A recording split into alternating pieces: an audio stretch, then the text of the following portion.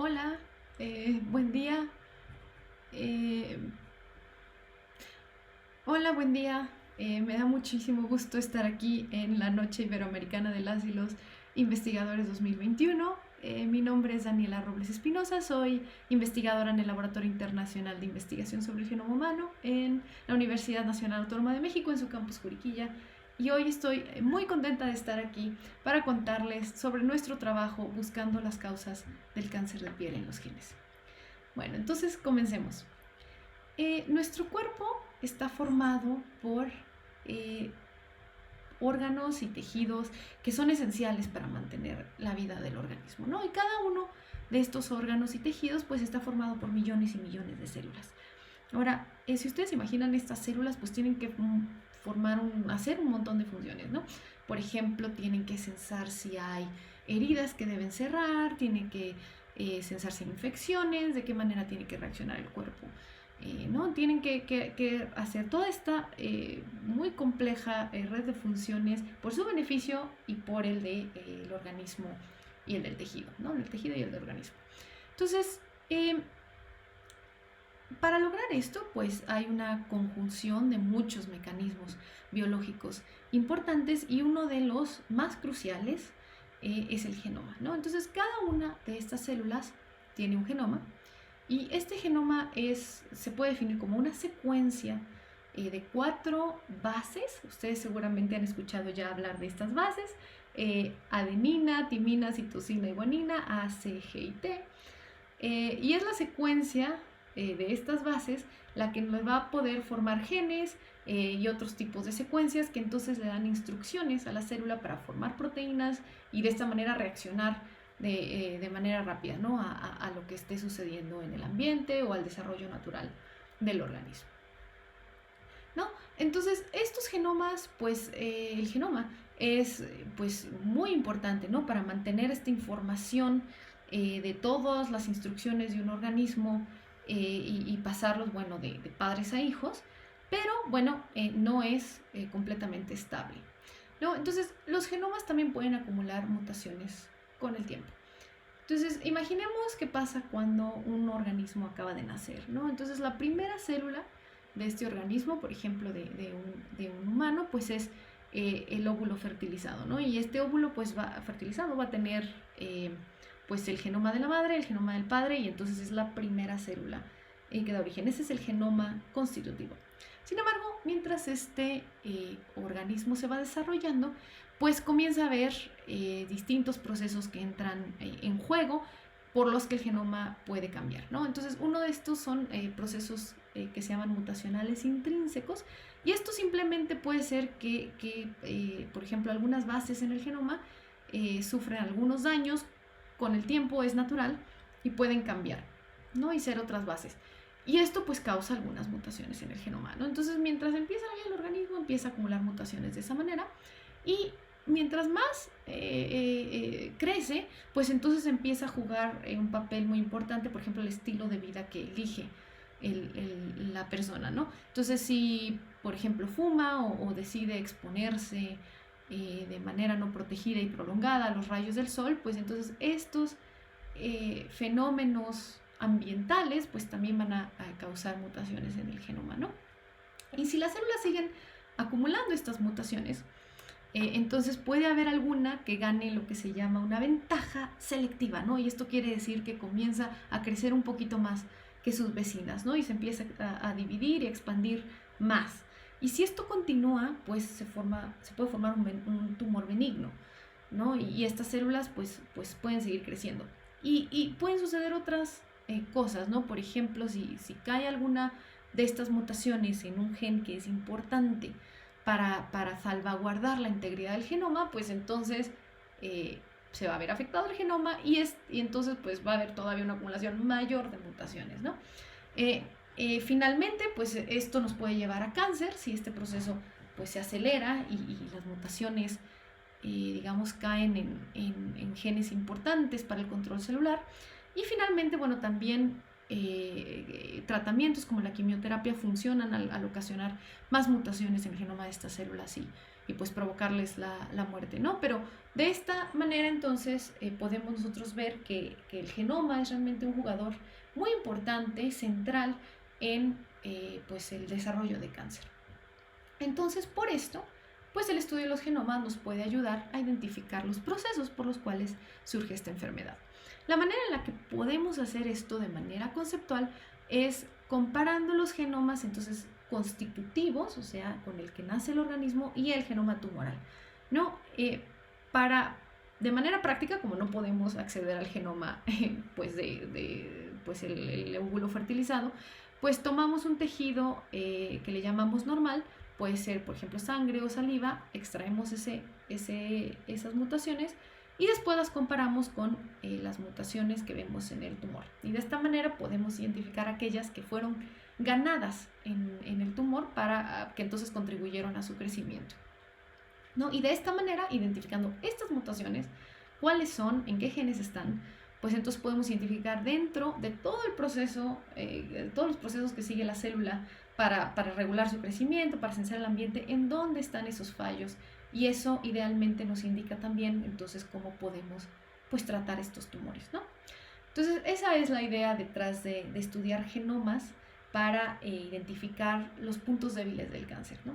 Y la manera técnicamente en la que hacemos esto es que podemos nosotros extraer en el laboratorio el ADN de pues este tejido normal, este tejido tumoral, y secuenciarlo. Esto significa pues digamos introducirlo en estas máquinas que precisamente se llaman secuenciadores, las cuales nos regresarán pues tal cual la secuencia de lo que están leyendo, ¿no? Lo pueden ver en este pequeño dibujito, aquí ven la secuencia, tiene más cosas, calidades, otras cosas que pone la máquina, pero básicamente son las secuencias.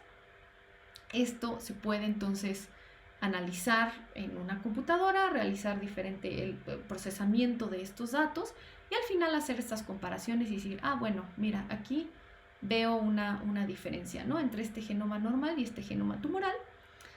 Y pues lo podemos localizar entonces dentro del contexto de todo el genoma y decir, ah, bueno, cae dentro pues de este gen, por ejemplo, ¿no? Lo cual quiere decir que esta proteína que es la que codifica ese gen, va a estar afectada y por lo tanto podría tal vez afectar estas funciones de los tumores, ¿no? Entonces, esa es la manera en la que podemos nosotros estudiar el genoma y tratar de descubrir entonces por qué surge el cáncer. Ahora, nuestro proyecto en nuestro laboratorio es buscar los genes que están detrás del cáncer de piel tipo melanoma en México. Entonces les voy a contar un poco de eso. ¿Qué es el melanoma? Bueno, el melanoma es el tipo más agresivo de cáncer de piel, bueno, ya que causa la mayor parte de las muertes por cáncer de piel. La célula que origina este tipo de cáncer se llama melanocito. Y los melanocitos viven en la piel, ¿no? Es en lo que se llama aquí la capa basal de la epidermis. Aquí si vemos que es la capa superior de la piel, si hacemos como un zoom in aquí entre la epidermis y la dermis, vemos que ahí viven los melanocitos. Y el trabajo más importante de los melanocitos es producir melanina, que es lo que nos da el color de nuestra piel.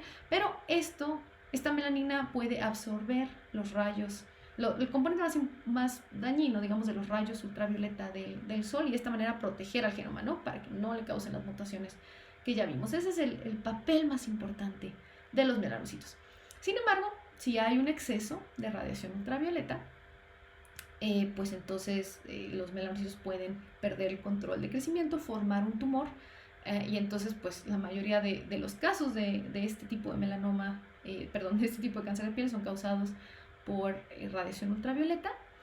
Es importante notar que su incidencia ha aumentado, que si el número de casos ha aumentado durante los últimos 40 años, y esto podría ser tanto porque ahora somos mejores al detectar el cáncer de piel y esto aumenta los casos porque se detectan más, como que también puede ser que las personas han cambiado su estilo de vida en los últimos 40 años. Ahora es mucho más fácil salir de vacaciones y no protegerse, exponerse al sol, y de esta manera pues se aumenta, ¿no? la acumulación de mutaciones y pues los casos de melanoma. Y finalmente es resistente a quimioterapia. Esto se cree que es un poco por el papel que tienen estas células, estos melanocitos de proteger contra, proteger el genoma contra, pues digamos, la radiación ultravioleta, son capaces de aguantar muchas mutaciones, digamos, y como mucha de la quimioterapia, como ya vimos, funciona causando mutaciones, pues los melanocitos puede ser que resistan mucho por eso, ¿no? Por su papel biológico. Entonces, esta es una idea, ¿no? De qué es este tipo de cáncer. Ahora, existen varios tipos de melanoma, como en muchos tipos de cáncer, pues hay subtipos, ¿no? de melanoma. Y aquí podemos reconocer 5, ¿no? Por ejemplo, tenemos los primeros 3 que se llaman extensión superficial, nodular y melanoma lentigo maligno. Surgen en piel no lampiña o piel con pelo y difieren por ejemplo, en la velocidad en la que crecen, la velocidad en la que invaden capas inferiores de la piel y en su pronóstico, ¿no? Ahora, estos tipos de melanoma son los más comunes en poblaciones que se llaman de ascendencia europea, ¿no? O sea, individuos generalmente de piel blanca que viven en Europa, en Estados Unidos o en Australia, ¿no? Entonces, estos tipos de cáncer de melanoma son los más comunes. Ahora, también existen otros 2 tipos un poco más raros, digamos, o de frecuencia menor, que uno se llama mucoso, como su nombre lo indica, pues surgen las mucosas del cuerpo, puede ser en la boca, en la nariz, en donde haya mucosas, y el otro que se llama lentiginoso acral, y este es el que nos interesa en el laboratorio. Ahora, ¿por qué? Bueno, primero les voy a decir qué es. Acral es que está en las extremidades, esto quiere decir que surge en las palmas de las manos, en las plantas de los pies, abajo de las uñas. El nombre de lentiginoso se refiere a un patrón de crecimiento, ¿no? Lentigo es como una lenteja, ¿no? Es como crece. Es difícil de diagnosticar porque se puede confundir debido a dónde surge. En los pies, por ejemplo, se puede confundir con verrugas, con, por ejemplo, pie diabético y otros tipos de ulceraciones, por ejemplo. Entonces es complicado su diagnóstico. Y bueno, como les mencioné, se considera un subtipo raro o de poca frecuencia de melanoma, ya que solamente constituye del 1 al 8% de los diagnósticos, ¿no? en personas de ascendencia europea. Sin embargo, en México y en otros países de América Latina, de África y de Asia, pues es el subtipo más común de melanoma, ¿no? Como podemos ver en este mapa. Ahora, esto significa que al menos dentro de nuestro país y de algunos otros países en América Latina, si vemos los casos de melanoma, es el más común, ¿no? Entonces, eso ya nos importa mucho a nosotros, ¿no? Para estudiarlo y tratar de identificar sus causas. Ahora hay más razones por las cuales nosotros estudiamos este tipo de melanoma. Primero, pues tiene una tasa de supervivencia pues menor a la de los otros tipos de melanoma que les mostré. Eso lo pueden ver en este tipo de gráficas donde se ve la fracción de individuos, de pacientes que sobreviven a través del tiempo con los distintos tipos de melanoma. El acral es el amarillo aquí, como pueden ver entonces una fracción mayor de individuos pierde la vida pues antes, ¿no? Que otros tipos de melanoma. También debido a que en estos otros países como Europa y como Estados Unidos es pues relativamente de poca frecuencia, pues hay poca investigación también, sus causas son desconocidas. Se ha visto que en estudios que han pues hecho un mapa de dónde surgen estos tumores en el pie, se puede observar más o menos que se agrupan en las partes de presión mecánica del pie. Entonces a lo mejor eso tiene algo que ver, es muy interesante con su desarrollo, pero no sabemos nada, no hay ningunos estudios mecanísticos al momento, ¿no? Entonces no se sabe por qué surge todavía este tipo de melanoma. Y finalmente toda esta falta de conocimiento pues nos lleva a que no hay tantas opciones terapéuticas para estos pacientes, ¿no? La mejor opción que tienen es la inmunoterapia, y en México y en otros países en Latinoamérica pues es muy costosa esta opción, ¿no? Entonces faltan opciones terapéuticas, y todas estas razones es por las cuales nosotros estudiamos este tipo de cáncer en nuestro laboratorio. Entonces todo esto nos llevó entonces a iniciar el proyecto genómico del melanoma lentiginoso acral en nuestro país, y pues nosotros queremos entonces identificar los genes y las mutaciones detrás del desarrollo de este tipo de cáncer en pacientes mexicanos, ¿no? Este es nuestro objetivo. Y para esto, pues, debemos, pues, entonces estudiar genomas de tumores de pacientes mexicanos. Y para eso, bueno, nos aliamos con dos hospitales aquí en México. Uno es el Instituto Nacional de Cancerología en la Ciudad de México, con los doctores Aletia Álvarez y Héctor Martínez Said y Dorian Ortega. Y en el Hospital Regional de Alta Especialidad del Bajío, en la Ciudad de León, con los doctores Diego Hinojosa y Alberto Tavares, para entonces que se aprobara este protocolo en sus hospitales y entonces poder invitar a pacientes que tengan ese diagnóstico a formar parte del estudio. Ahora, a estos pacientes, los que aceptan, entonces donan una muestra de saliva para entonces nosotros obtener el genoma constitutivo y una parte de su tumor en forma de parafinado, como ven en esta imagen, para nosotros entonces poder obtener el genoma tumoral. Después hay que hacer una curación extensiva de información clínica de cada paciente. Esto lo hace el doctor Cristian Molina, quien es investigador postdoctoral en nuestro laboratorio y con ayuda de los doctores Alfredo Hidalgo y Mireya Cisneros en el INMEGEN. Y finalmente extraemos el ADN entonces de los tumores y de las salivas y lo mandamos a hacer esta secuenciación que habíamos visto, ¿no? Esta secuenciación que nosotros hacemos se llama exoma y esto quiere decir solamente los pedacitos del genoma que codifican para proteínas, ¿no? Y esto es solamente el 2% del genoma. Hacemos esto porque es más barato, es más fácil y es más fácil de interpretar los resultados, ¿no? Entonces por eso lo hacemos de esta manera. Ahora, hasta el momento hemos reclutado a más de 200 pacientes mexicanos a este estudio.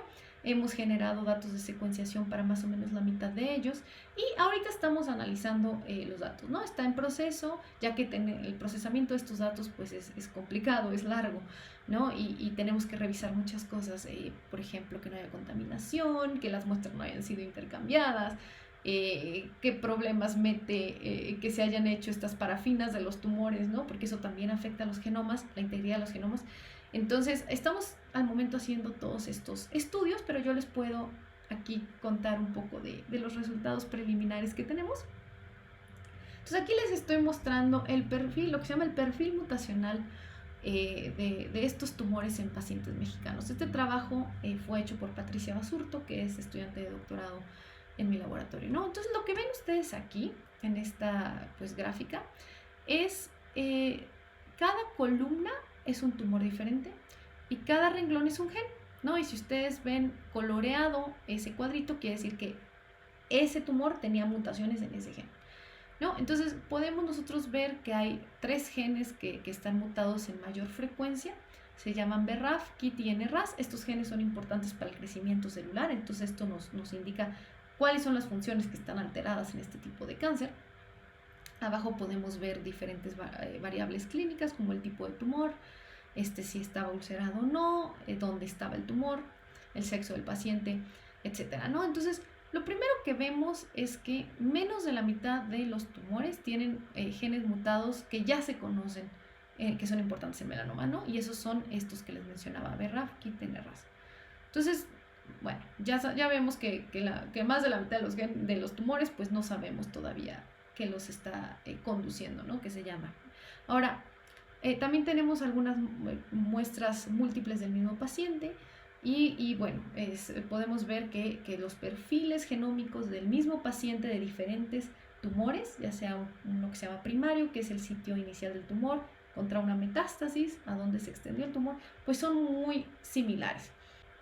Otra cosa que interesante que podemos hacer con estos genomas tumorales es ver aquellos genes que ganaron copias, ¿no? O sea, cuya secuencia se copió múltiples veces en el genoma. Y esto también es una pista sobre cuáles se requiere su función y de cuáles la pérdida de su función pues sería necesaria para que el tumor creciera, ¿no? Entonces, nosotros aquí podemos ver que aquellos genes que ganaron número de copias, pues sí, son efectivamente genes que contribuyen al crecimiento de las células. Aquí hay algunos ejemplos en color rojo, ¿no? TERT, que se llama la telomerasa, ayuda a mantener la integridad del genoma, entonces entre mejor mantengan el genoma, los tumores pues mejor pueden crecer.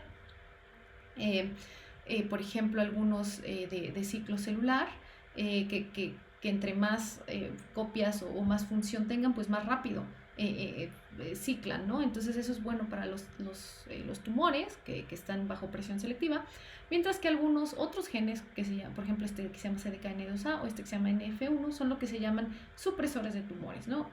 Cuya función es necesaria para, por ejemplo, frenar el crecimiento celular cuando algo anda mal. Entonces si los perdemos o los pierde el tumor, pues entonces puede crecer más rápido. Entonces también tenemos aquí algunas pistas sobre esos genes que son importantes en ese sentido. Ahora, otra cosa muy interesante que podemos hacer es hacer algo así como arqueología del genoma, ¿no? Quiere decir ver las secuencias de estos genomas para tratar de identificar el pasado, básicamente qué causó ese tipo de cáncer, ese tumor, ¿no? Y esto se basa en la noción de que diferentes agentes mutagénicos pues dejan distintas huellas en el genoma. Aquí hay un ejemplo muy simple, por ejemplo, el cigarro deja, por ejemplo, mutaciones primordialmente del tipo CAA, o sea, citosina a adenina, esos cambios, mientras que la luz ultravioleta, citosina a timina, ¿no? Claro que es mucho más complejo que esto, pero esto, digamos, es algo que se observa. Y lo que nosotros entonces podemos hacer es agarrar genomas de tumores y tratar de identificar estos diferentes patrones para entonces saber o inferir qué causa ese tipo de cáncer. Ahora, pues proyectos muy grandes internacionales han hecho estos esfuerzos y por ejemplo aquí tenemos el último catálogo de COSMIC, que es el catálogo de mutaciones somáticas en cáncer, se llama, es un esfuerzo internacional hospedado en el Instituto Sanger en Inglaterra. Y aquí lo que pueden ver pues son muchos tipos de cáncer en las columnas y firmas o patrones mutacionales en los renglones, ¿no? Y en verde pues ven si ese patrón está presente en qué tipos de tumores. Y entonces pues aquí por ejemplo podemos ver cosas como lo que se llama la firma 4 o el patrón 4 que corresponde al cigarro, pues está presente en hígado, en pulmones, que tiene mucho sentido, mientras que la de la luz ultravioleta, que es la firma número 7, pues se encuentra pues en tumores que están de partes del cuerpo expuestas al sol, ¿no? Como cabeza y cuello, melanoma precisamente y otros tipos de carcinomas. ¿No? Entonces, de esta manera podemos tratar, viendo los patrones mutacionales de los genomas, pues identificar qué causó ese tipo de cáncer. Y como vimos al principio, no sabemos qué causa este tipo de cáncer en específico, ¿no? Entonces podemos intentar hacer esto para buscar causas. Ahora, esto se los muestro nada más, es trabajo en progreso hecho por Carolina Castañeda, otra estudiante de doctorado en el grupo. Es un análisis muy difícil, por lo que estos no son conclusiones todavía pues ya absolutas, pero les quiero mostrar que pues se puede hacer y que bueno, lo que nosotros vemos aquí pues en cada columna es un tumor diferente y pues aquí la fracción de mutaciones que parecen ser causadas por diferentes procesos. Y algo que podemos notar es que, bueno, hay algunas en color naranjita y rojo que parecen ser efectivamente causadas por la luz ultravioleta, entonces a lo mejor esa noción que se tiene de que no tiene nada que ver, pues a lo mejor tiene un poquito que ver en algunos tipos de tumores, ¿no? También vemos que la edad podría ser un factor importante, ya que se diagnostica pues más o menos en general a los 60 años o más. Y bueno, a lo mejor otros procesos biológicos que nosotros seguimos investigando para ver si podrían ser causales. Entonces, con todo esto ya quiero concluir esta plática de contándoles un poco lo que hacemos con este resumen, ¿no? Yo les conté en esta plática que el melanoma lentiginoso acral es el subtipo de melanoma más común en México y en otros países en América Latina, en Asia y en África. Les conté que sus causas pues son desconocidas, no sabemos si son genéticas o quizás sean ambientales y que existe una falta de opciones terapéuticas para estos pacientes y que nuestro proyecto de melanoma lentiginoso acral en México tiene como uno de sus objetivos identificar los genes y las mutaciones detrás del desarrollo de este tipo de cáncer. Y bueno, esto es parte de un proyecto, digamos, más grande, ¿no? Estamos realizando otros estudios en paralelo para investigar las causas genéticas de este tipo de cáncer en pacientes mexicanos y en otros pacientes latinoamericanos en colaboración. También estamos estudiando la expresión de los genes, no solamente sus mutaciones, sino cuando están prendidos, cuando están apagados. Y bueno, también buscando por medio de modelos tumorales, pues posibles blancos terapéuticos, ¿no? Y esto al final pues esperamos que sea de beneficio para todos los pacientes que sufren de este tipo de cáncer. Y bueno, con esto les quiero agradecer mucho por escuchar esta plática y bueno, también a todas las personas que están involucradas en trabajos como este, ¿no? Que no es trabajo de un solo grupo, sino pues una red de colaboración tanto nacional como internacional muy grande. Entonces, gracias a mi equipo de trabajo, a las diferentes instituciones que nos ayudan, la Universidad de Leeds, el Instituto Sanger, el Instituto Nacional de Cancerología, el Hospital Regional de Especialidad de Bajío, nuestras colaboraciones con el Instituto Nacional de Cáncer de Brasil y de la Universidad de San Diego, el Instituto Nacional de Medicina Genómica, también al LAVIS, que es el centro de cómputo de nuestro instituto, y a los diferentes organismos que nos han dado fondos para que podamos hacer este trabajo. Pues muchas gracias y espero que tengan pues un gran resto del evento. Hasta luego.